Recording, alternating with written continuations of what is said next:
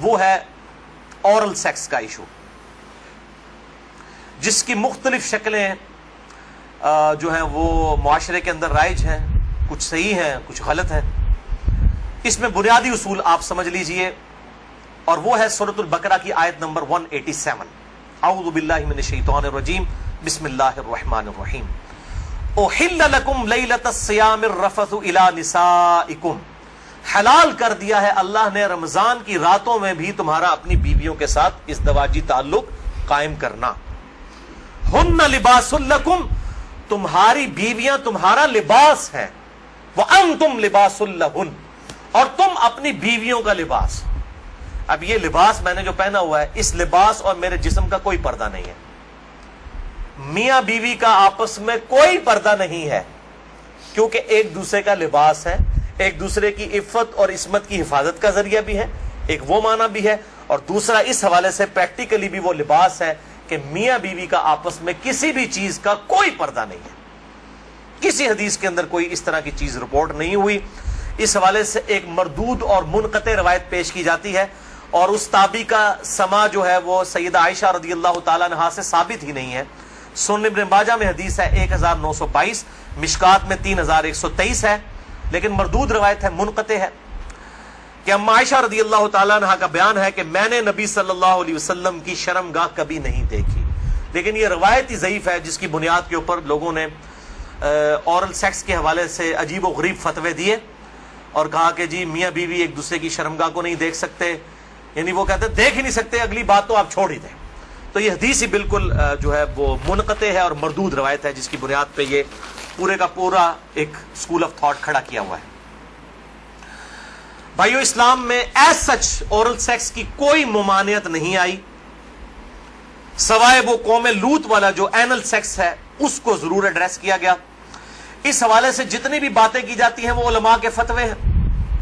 اور ظاہر ہے کہ جب فتویٰ ہوگا تو وہ ایکسپرٹ اوپینین ہے، وہ اجتہادی ایشو ہے، اس میں کوئی شخص بھی دلائل کے ساتھ کسی کے ساتھ اختلاف کر سکتا ہے، اور اس کو آپ کتاب و سنت کی نص کی طرح بالکل فائنل اتھارٹی نہیں مان سکتے، اس کے لیے دلائل دینے کی ضرورت ہوگی، زبانی کلامی نہیں کہ میرا دل نہیں مانتا، یہ چیزیں اس طریقے سے نہیں۔ بہرحال اورل سیکس کے حوالے سے میڈیکل ایشو ضرور ریزالو کرنا چاہیے،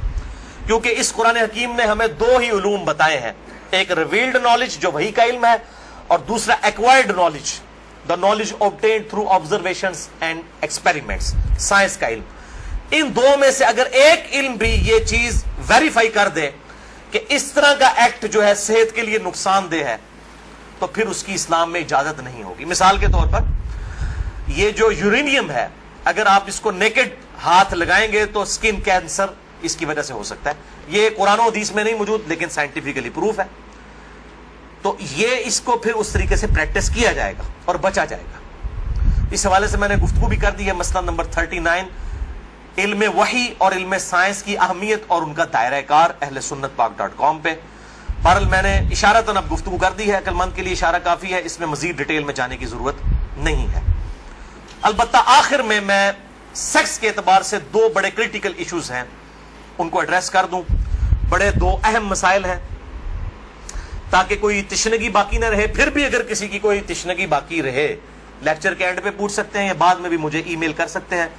mirza_95@yahoo.com۔ اور ای میل کے حوالے سے میں آج کل بڑی آزمائش سے گزر رہا ہوں، ای میلز جو ہیں وہ سینکڑوں ہزاروں تک پہنچ جاتی ہیں، اس لیے بعض کا 7-8 دن لگ جاتے ہیں میں جواب، یعنی پہلے تو ایک دن میں دے دیتا تھا، اب وہ ایک ہفتے سے بھی بڑھ جاتا ہے۔ یہ تو ابھی شکر ہے جو اہل سنت پاک.com پہ آتی ہیں وہ ہمارے فرحان بھائی جواب دیتے رہتے ہیں، ورنہ وہ بھی دینی پڑے، اور واٹس ایپ کا جو علیحدہ سے معاملہ میں نے تو وہ مصیبت پالی نہیں ہوئی ہے، کیونکہ میں اس کو مینج کر نہیں سکتا۔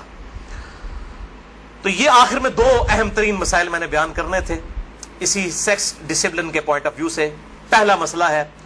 وہ ہے بڑی عمر کی رضاعت کا مسئلہ، یعنی اگر میں کھل کے بیان کروں کہ اگر کوئی مرد اپنی بیوی کے پستان سے دودھ پی لے تو کیا اس سے رضاعت ثابت ہوگی، کیا نکاح ٹوٹ جائے گا، کیا اس طرح کا کوئی معاملہ ہو جائے گا؟ کیونکہ امام ابن تیمیہ نے اس قسم کا فتویٰ دیا، اور وہ آج تک جو ہے وہ اہل حدیث کے گلے میں فٹ ہوا ہے۔ سارے تو نہیں، مطلب جو اہل علم ہے وہ تو سمجھتے ہیں کہ فضول فتویٰ تھا، ان کے نزدیک تو اس طریقے سے رضاعت ثابت ہو جائے گی اور نکاح بھی ٹوٹ جائے گا۔ تو میں اس کو ایڈریس کرتا ہوں۔ صحیح بخاری اور صحیح مسلم کی متفقن علیہ حدیث ہے. بخاری میں 5099 5099، مسلم میں 3568 3568، اور مشکات میں بھی ہے انٹرنیشنل نمبر کے مطابق 3161، کہ آپ صلی اللہ علیہ وسلم نے ارشاد فرمایا کہ جو رشتے دودھ کی وجہ سے، جو رشتے جو ہے وہ نسب کی وجہ سے حرام ہوتے ہیں، وہی رشتے دودھ پینے کی وجہ سے بھی حرام ہو جاتے ہیں. یعنی اگر دو مختلف